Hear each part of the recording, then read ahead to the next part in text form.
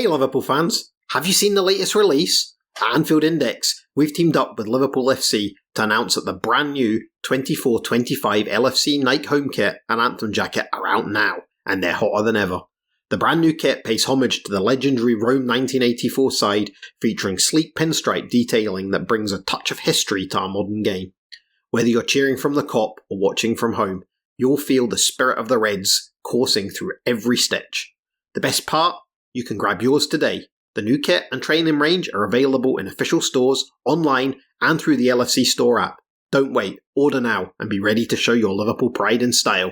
Get your hands on the new 24-25 LFC home kit and anthem jacket today. Let's make this season unforgettable. You'll never walk alone. It's done. Connor McDavid! It's not real! The goal of the year, Panarin! part of the past.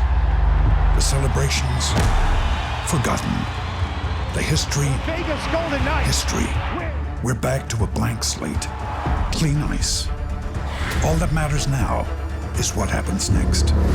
The Stanley Cup playoffs. Eastern Conference Final begins Wednesday.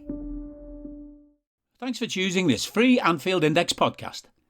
If you'd prefer to listen to this or any of our other shows without adverts, then now's the time to check out Anfield Index Pro. With AI Pro, you can supercharge your entire listening experience. You'll not only get all of our podcasts without the ads, but you'll have them far faster with our quick publish feature available exclusively for subscribers. AI Pro also puts you in the heart of our sound studio, with an option to listen to many of our shows live and interact with the podcasters in real time as the shows are recording. Upgrading couldn't be easier. AI Pro is available on all popular podcast platforms, and we have our own apps for Apple and Android. Just head on over to AnfieldIndexPro.com and get started today. Hey guys, welcome back to Anfield Index. We've done the farewell to Jurgen Klopp. It was emotional. It took a lot out of us. We're bringing you another special series of podcasts. This time round, we will be reviewing the season as a whole, and it has been quite an eventful season. I'm back on the podcasts again, and joining me, feels like it's a Euro Incision sort of link up again. I'm joined by the awesome Guy Drinkel. Guy, hi. Oh, your Euro Incision pods. Could you imagine doing that now, trying to explain the new group phase thing? That'd be awful. It would be awful. It would be absolutely dreadful. I mean, Guy, how are you? I'm all right considering, well, it's kind of one of the questions, but the bloke who kind of saved all of our football enjoying lives left yesterday. I'm still kind of numb. And again, one of the questions about the summer to come. But it's kind of a feeling of sadness, of celebration of what he was, and kind of scared and almost looking forward and scared at the same time of what's to come. It's a very weird feeling. I'm going to give you my insight when you ask me the question. A little bit of spoilers there. I'm gonna be picking at some of these nerves, listeners, so stay tuned for that. But Guy, we're here to talk about the season, and like we said, it has been, Jurgen Klopp kind of described it, and everyone described it as like a transitional season with all the players coming in. So let's recap. Guy, your favourite and worst match of the season. Go. I'll get the worst one out of the way. Good. Yeah, 'cause that was awful. I mean, it's any of the United games, but the League one, the FA Cup, I can kind of forgive, because the Cup, it does weird things. Both teams were in a very weird place. And ultimately, at that stage, our goal was to win the Premier League. I think it was after an international break, if I remember correctly. We should have been 5-0 up in the first half. And that, for me, was when it felt like the league was over.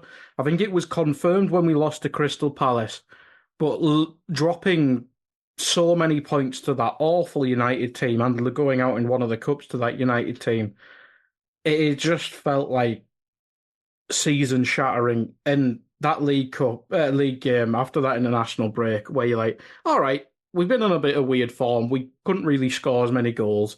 We played well in that first half, and then that second half, and it was just like, oh no, we're finished here, aren't we?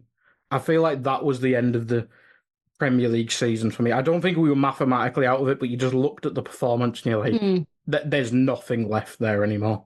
Well, you know what? We might as well get our worst out of the way. I'll join you on this one. For me, I'm the opposite. I'm going to pick the FA Cup because I felt like that was the start of the wobble.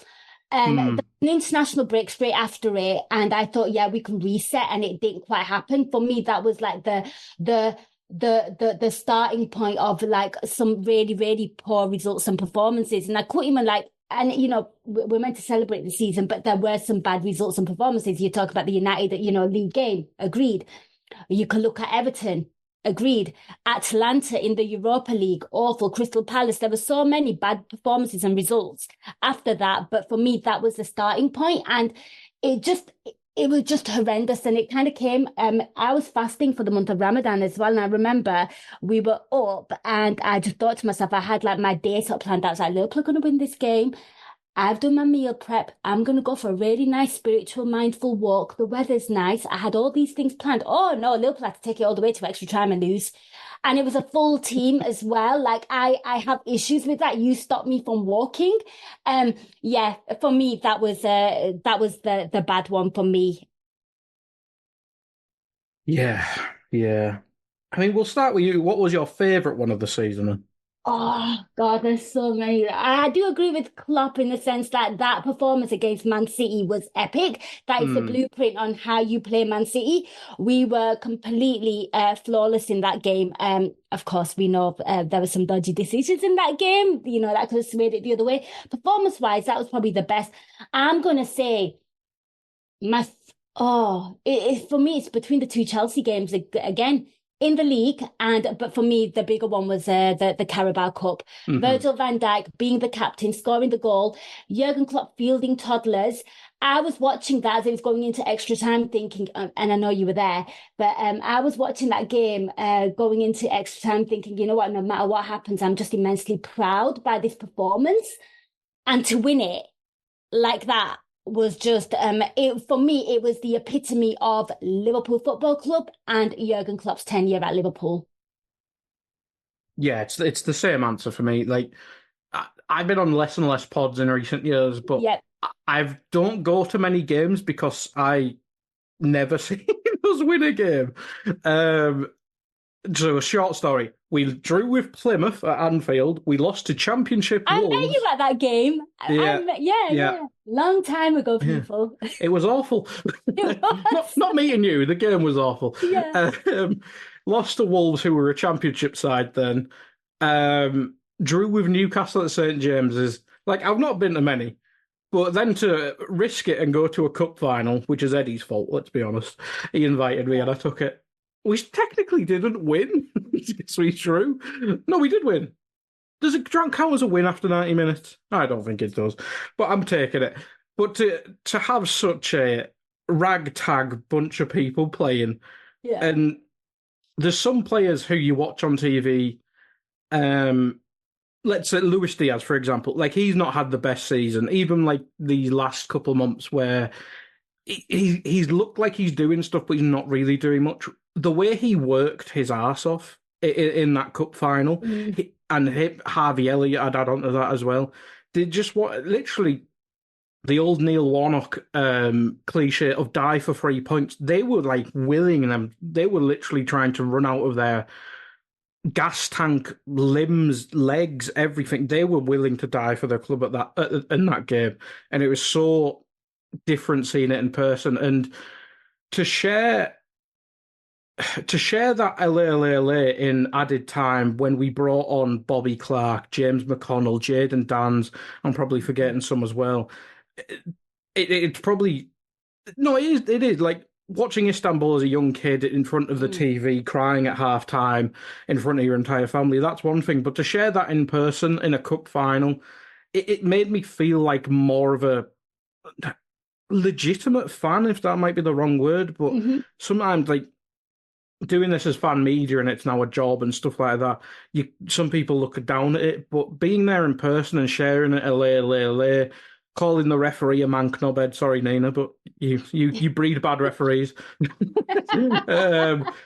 It felt empowering. It might be the wrong word, but it felt bloody fantastic. That just it showed what we are, and it in terms of the top clubs, like it just shows that we're the best by a mile. Like I was watching, well, I wasn't watching because I was watching Klopp. Obviously, the BB Match of the Day showed the City trophy lift, and I put a message in one of my WhatsApp saying we had more atmosphere at our trophy lift, and there was no one there. It's just the connection to our fan base, and when it's at its best, like then, I think it's unmatched in terms of the top clubs in this country, and only a handful of places in the world can probably match it. And I remember, obviously, you were there live, and I was watching it at home on the TV, and I just remember the subs that Poch was allowed to make and what Jurgen Klopp's hand was forced to do, and it was just so stark different. I think that's why it made it even more sweeter. Like Klopp said, like I do not care about the Carabao Cup. I've gone on many pods, many a time saying this, but that, just in the manner in which they did it, it was just, it was pretty epic. And obviously it was right after kind of Jurgen Klopp announcing that he's leaving as well. So, it was even more significant. But yeah, I'm so glad you got to witness that. And I'm glad you got to see Jurgen Klopp lift the trophy, because that is something that I never got to do, because I did go to the one where we lost to Man City. And I remember you and I were having like dreaded conversations. And I was like, no, you got to keep the faith, Hello there. Have you ever found yourself getting ready to watch the Liverpool match? You've got your mates round, you've got your drinks, you've got your snacks, you're all set to go. It's going to be a good day. And then you find out, oh, the game's not actually being broadcast in your region. There's the heartbreak, there's rage, there's despair, there's fury. You're upset. You're looking for a solution. Well, we've teamed up with NordVPN to bring you a game-changing solution. That's right. With NordVPN, you can switch your virtual location to a country where the game's on live. It's like having a global ticket to sports, TV shows, and movies from all around the world. And here's the best part. If you go to nordvpn.com/AnfieldIndex, you'll score the best discount on your NordVPN plan. Plus, our link gives you 4 extra months free on the 2-year plan. And that's what we call a winning streak. And if you're sitting there and you're thinking, what if it's not for me? What if I don't like it? What if I'm not getting the use of it? Don't worry about it. There's a 30-day money-back guarantee, so it's totally risk-free. I've been using NordVPN to catch all the Liverpool matches and TV shows that I'd normally miss out on. It's totally transformed both my weekends and my TV watching. And not only that, not only does it give me access to stuff from all around the world with the click of a button, it keeps all my data safe. It means that the miscreants, the ne'er-do-wells, what my grandmother would have called scallywags, who lurk on the internet to try and steal your information, can't get to your information. NordVPN keeps it safe for you. So don't let geo-restrictions bench you this season. Visit nordvpn.com/AnfieldIndex and make sure that you're in the game, no matter when or where it's being played. Remember, it's not just sports, it's your all-access pass to binge-worthy TV shows and blockbuster movies from all around the globe. NordVPN literally unlocks the world for you and keeps you safe from the world. So don't miss out. Head over to nordvpn.com/AnfieldIndex and let the fun and games begin. I always think yourself as a jinx, don't you? You do. You mentioned the Klopp news there, Nina. What was your reaction when it broke? Because we felt like we were having a good season, and then I think it was one random day in January, it was like, why is the press conference on a Thursday? And then the news drops. What was your initial feeling?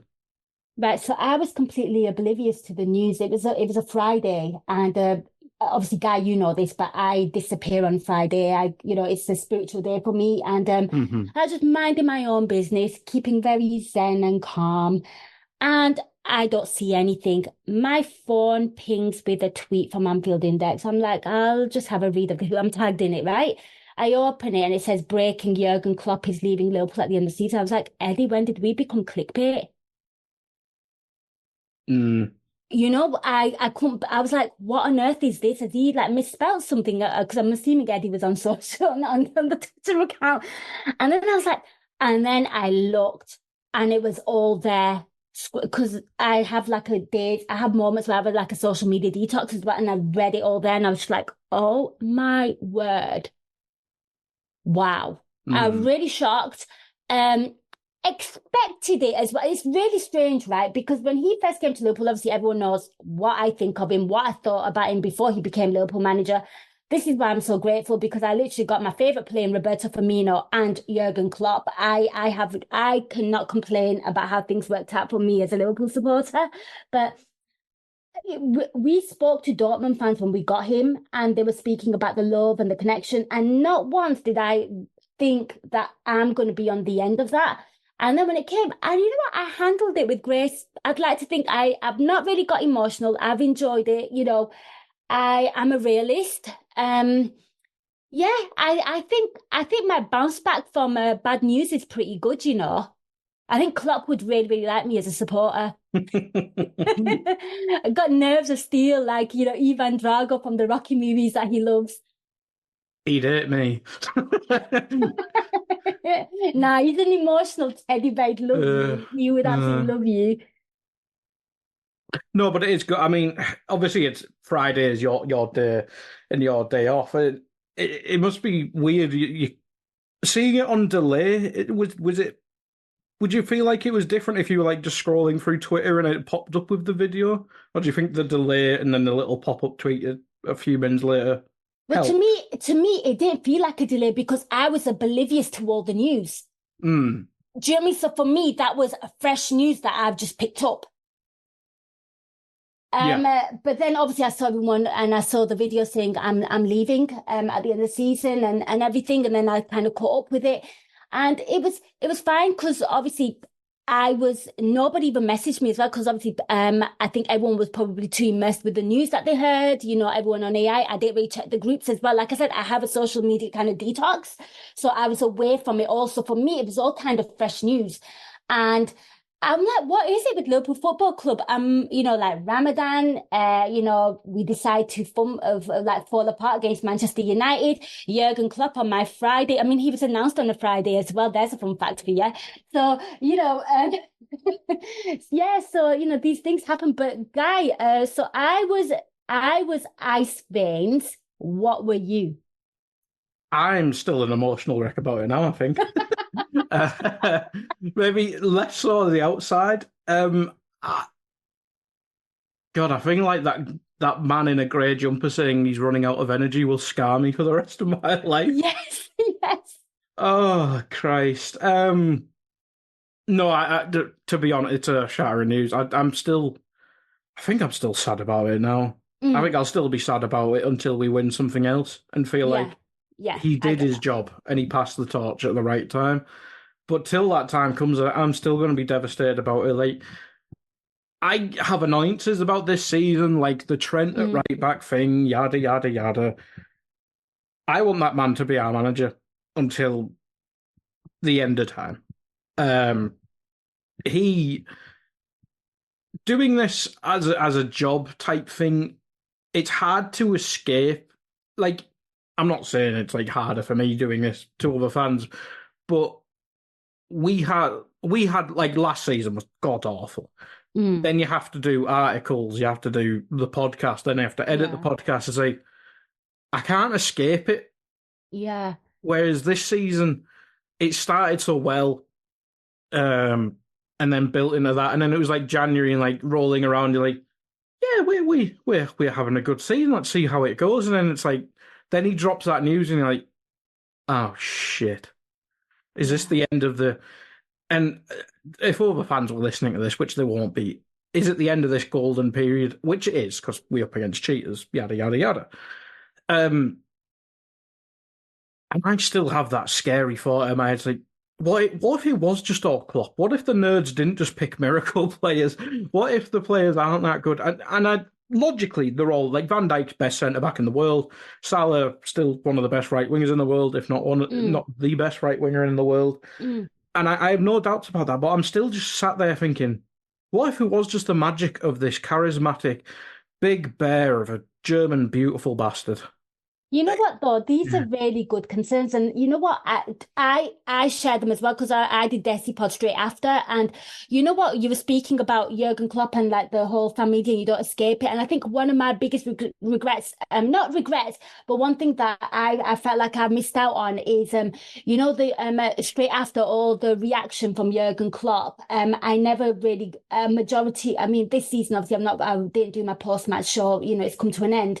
Because like Jurgen Klopp, I too was exhausted, and I never got to enjoy like the whole post-match content from Jurgen Klopp fresh, where I, you know, like that was probably my only regret as a Liverpool supporter, because you get sucked into, and you know how long post-match content takes, especially with the podcasts and everything. So, you know, that was probably my only regret. But the concerns I said on the Desi podcast that, you know, we are going to hit her, and I'm expecting it. I'm expecting turbulence, and I'm okay with that because we're going to enter a new phase.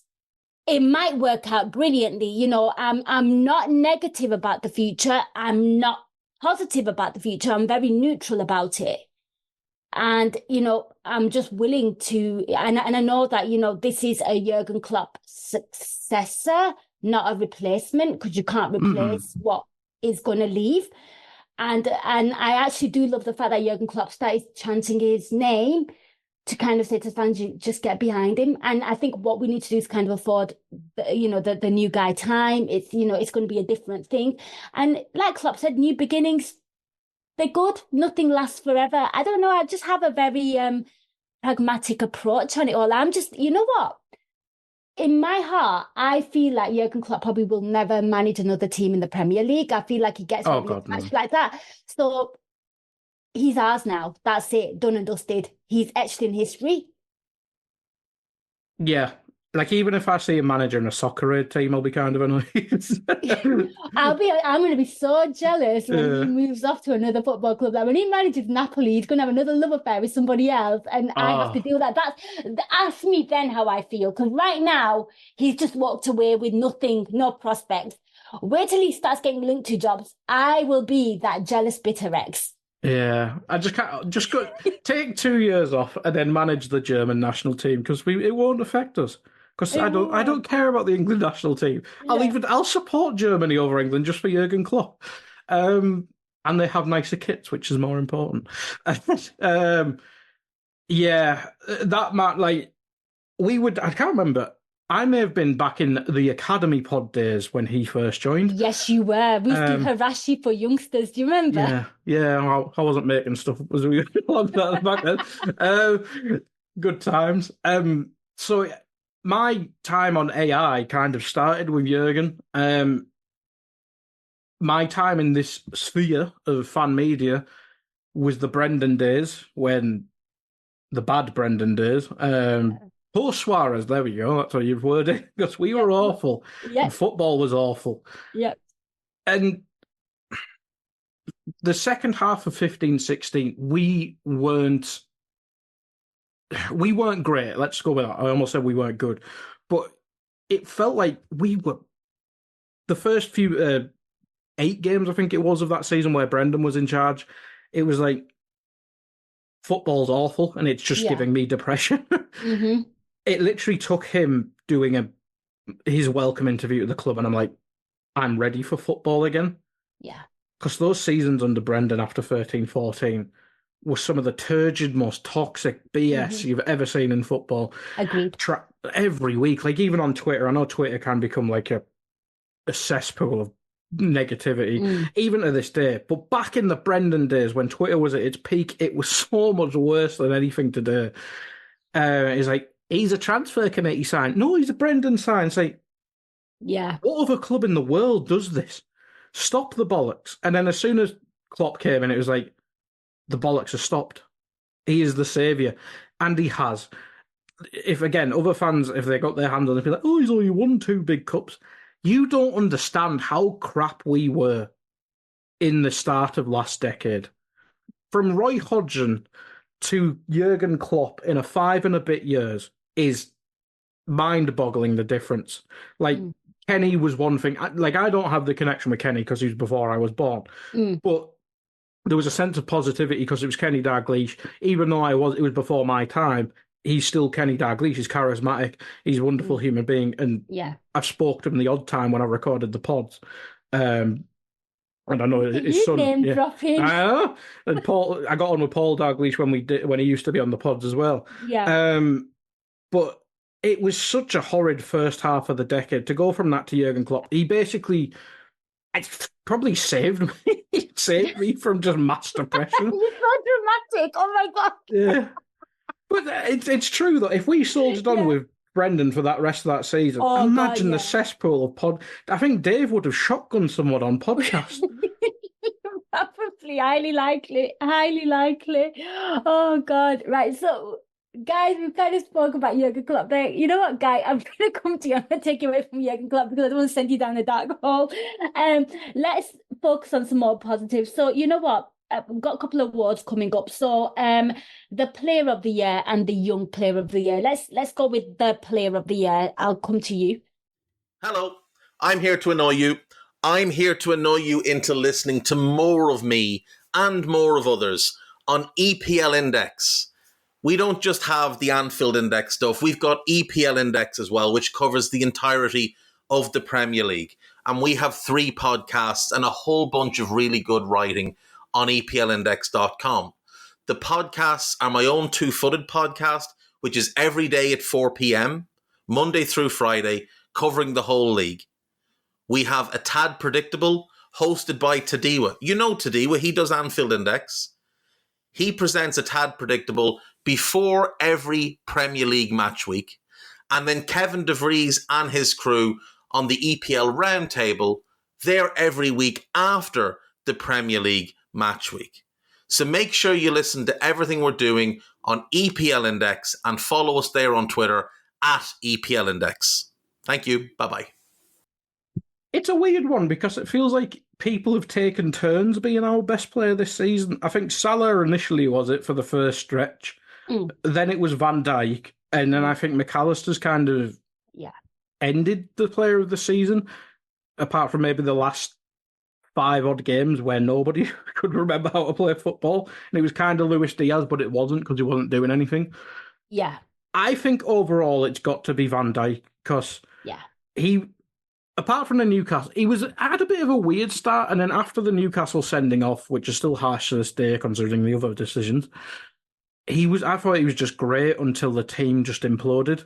So for the longest stretch of the season, I think Van Dijk's consistently been just really good. It didn't matter who was playing to his left. It didn't matter the 2 players to his right. He was just always excellent until we just reached our limit. So I'd go Van Dijk. But the other names in the conversation is the 2 I mentioned. McAllister for the second half of the season and Salah before his injury. I thought them 2 were sensational in different parts of the season. It's just a shame. Even if Salah just went to AFCON, but getting that injury for the first time, and then it felt like we did rush him back, didn't we? Because he was excellent against Brentford and then got injured that very game. It feels like if we even waited like a week longer, Salah would have been in contention for it. But for me, it's just Van Dijk winning the winning goal in the cup final, and was probably our most consistent player. I can't disagree with that. I think, and you know what? I think a notable shout out for Szoboszlai as well, because I felt like he started the season off really well as well. And again, the injuries kind of, because he looked like a really, really I actually called it and said at the beginning of the season, I think this guy's going to be the player of the season, like in the Premier League generally. And obviously it didn't quite happen, but I think he started off really well as well in that era when Salah was doing well. But yeah, I can't disagree with Virgil van Dijk there. I really can't. Yeah. Is there any other names other than Szoboszlai you'd think you'd throw in? I don't know. I mean, like, for me, it felt very strange because I felt like certain players had certain peaks. I mean, when Endo came in, he had maybe 4 or 5 good games. Yeah. You know, like, for me, it was like players just showing their like sort of brilliance of what they're going to become. I mean, like even Nunes, like at the beginning of the season, people are like, maybe this is his season now. He had that spell, didn't he? I think it was when Salah was out, and it was it him, Jota, and was it Diaz or someone else? No, Elliott played quite a lot, didn't he, when Salah was out? So it was like, even Elliott's probably might be worth more a mention than a young one, but depends if we're doing Premier League rules or logic. Yeah. Well, he is young, but he's played like 100 odd games, so probably not. Yeah. But yeah, Darwin was weird because he's either really good or terrible. There's like no 7 out of 10. But I think that Newcastle game when he came on and just banged into absolute quality goals, and you're like, is this it? Yeah. And from that point, he did build on it, and then again, he just fell off a cliff. But young player, who are the names for you, and who would you go for? So they throw Elliott into this, don't they? But for me, I'm going to have to say Kwanzaa. I just think the way he was kind of thrusted into first team action, I felt like as a majority, he's shown a lot of maturity. Got a couple of goals for Jurgen Klopp as well. I'm sure Joe Gomez is seething at that. But to me, he looks like he's going to be one for the future. We might have saved some money on another centre back for the future as well. Ideal time for him to step up as well with all the injuries we had to the defence as well. He doesn't look phased. He handles the competition really well. I don't know what it is about these youngsters, and a lot of them have been thrown in. We've had Con Bradley and those kind of players, and they just look like they are ready for it. But for me, I'm gonna say Kwanzaa because I feel like from all the youngsters, he's had the biggest sample size of playing, and for a majority doing really well. Has he been perfect? No. He's made mistakes, but you know what? He's young and these things happen.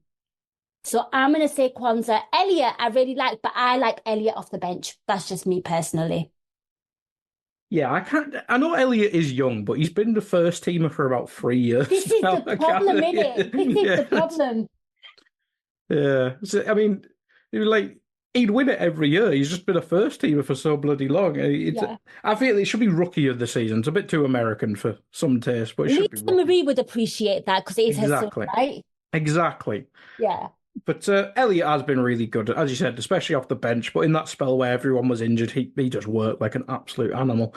I'd agree with Kwanzaa. I think I hate the Europa League, but it was really nice. Mm-hmm. It was a nice platform to see these young lads, because if we were in the Champions League, you'd be like, would you trust Kwanzaa in a random group game against Dortmund?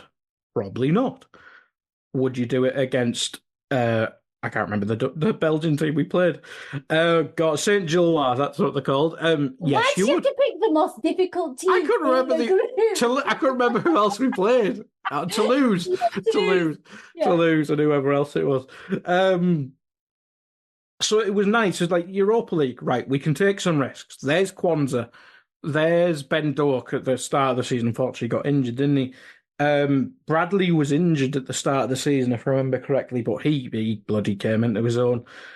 That was the one good thing about the Europa League, because if you're not winning it, it's awful.